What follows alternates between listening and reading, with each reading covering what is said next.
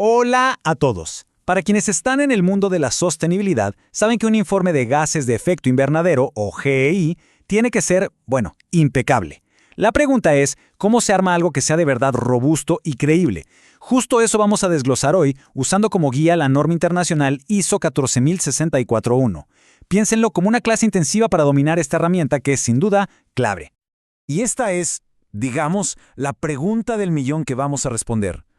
Porque esto no se trata nada más de juntar datos y ponerlos en un papel. No. Se trata de presentarlos de una forma estandarizada, una que genere confianza y que permita comparar peras con peras año tras año. Al final, una buena estructura es lo que convierte un simple documento en una auténtica herramienta de gestión. Bien, este es nuestro mapa para el recorrido de hoy. Vamos a ir paso a paso. Empezamos con las bases, los cimientos, y de ahí vamos construyendo hasta tener un informe que no solo cumple con un estándar, sino que de verdad cuenta una historia clara sobre el desempeño ambiental de una organización. Perfecto, entremos en materia con el primer punto.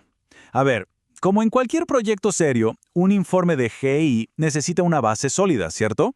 Es aquí donde se definen el contexto, los objetivos y básicamente las reglas del juego desde el principio. La norma ISO 14064-1 es muy práctica y nos recomienda una estructura de 5 capítulos. Pensemos en ellos como si fueran los cimientos y los pilares de un edificio. Cada uno tiene una función súper específica y todos son indispensables para que el informe final se sostenga por sí mismo.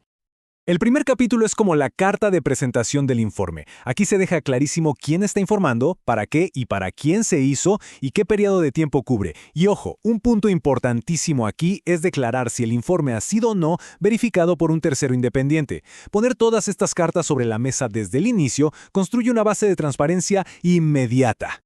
Ahora pasamos a un tema que es absolutamente crucial: definir los límites.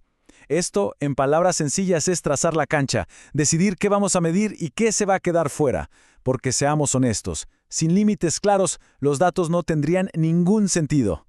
Y aquí la norma hace una distinción muy útil. Por un lado están los límites de la organización que responden a la pregunta ¿dónde? O sea, qué fábricas, qué oficinas, qué subsidiarias vamos a incluir. Y por otro lado, los límites del informe que responden a la pregunta ¿qué? Es decir, de todo lo que pasa en esos lugares, ¿qué fuentes de emisión vamos a cuantificar? Es la diferencia entre tener el mapa del país y decidir qué carreteras vamos a analizar dentro de ese mapa. Muy bien, ahora sí llegamos al corazón del informe. El meollo del asunto. Aquí es donde los números cobran vida y donde se presentan los resultados de todo ese trabajo de cálculo y recopilación de datos. Para que todos estos datos tengan sentido, las emisiones se agrupan en categorías que nos dicen de dónde vienen.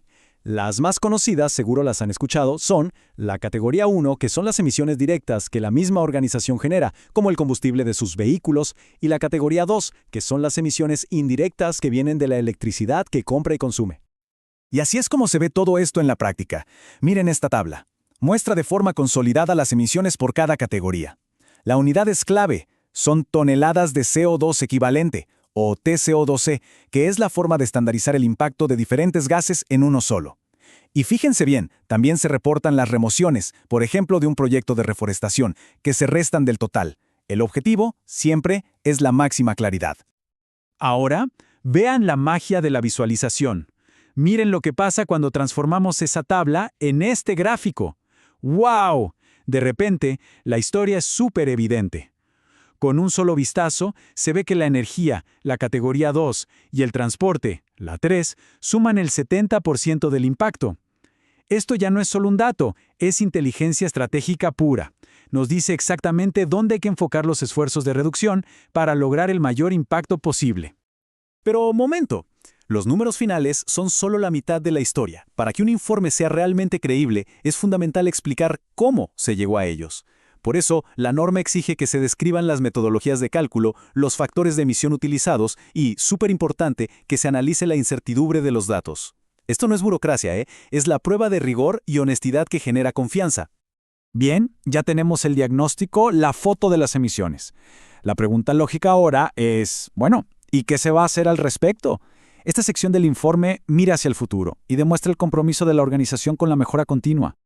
Aunque la norma lo marca como un capítulo opcional, la verdad es que aquí es donde un informe pasa de ser un simple reporte a ser una herramienta estratégica de verdad. Aquí es donde la organización puede lucirse, mostrar sus metas, los proyectos que ya implementó, cómo mide su progreso y sus planes a futuro. Digamos que es la parte proactiva y emocionante de la historia. Ya para ir cerrando, vamos a recapitular los principios que deben guiar todo este proceso, porque más allá de seguir una estructura, se trata de adoptar una filosofía de trabajo que garantice que el informe sea útil y de calidad. Esta cita de la propia norma lo resume a la perfección. La estructura que propone no es un capricho. Su objetivo es estimular 3 cualidades clave: integridad, para que el informe sea completo; coherencia, para que se pueda comparar en el tiempo; y legibilidad, para que cualquiera lo pueda entender. Estos son entonces los 4 pilares que lo sostienen todo.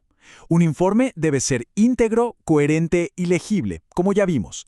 Pero todo, absolutamente todo, se basa en un principio fundamental: la transparencia. Cuando un informe se construye sobre estos pilares, deja de ser una obligación y se convierte en una poderosa herramienta de gestión y de comunicación. Y con esto cerramos. Al final del día, la pregunta no es si es posible hacer un informe técnico. La pregunta de fondo, la real, es: ¿está la organización lista para ser así de transparente? Porque seguir la norma ISO 14641 no es solo un ejercicio de cálculo, es un compromiso con la credibilidad. Muchas gracias por habernos acompañado